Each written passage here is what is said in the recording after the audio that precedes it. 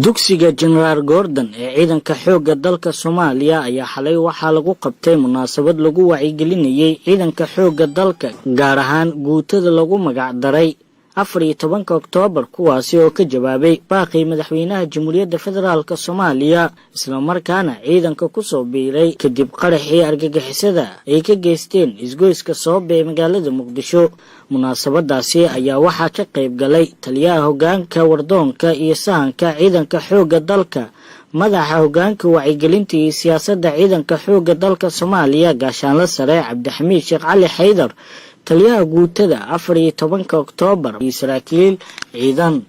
kooxda horseed ee ciidanka xoogga dalka Soomaaliya ayaa halkaasi waxa ay ku soo bandhigeen heeso wadani ah oo ka turjumaya nabadda iyo dhibaatooyinka kooxaha naflacaariga ah ee Al-Shabaab ay ku hayso shacabka Soomaaliyeed.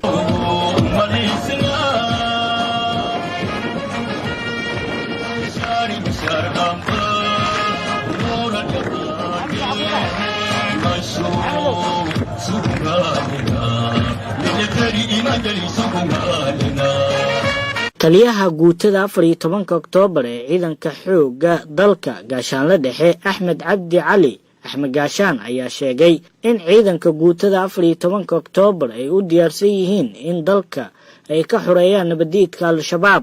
halkan waxa ka dhacay xaflad aad u ballaaran oo aad u qurux badan ay noo soo agaasimaha hoggaanka wacyigelinta iyo siyaasadda Korneyl Cabdixamiid oo runtii aad iyo aad noo wacyigeliya mar walba noola jira.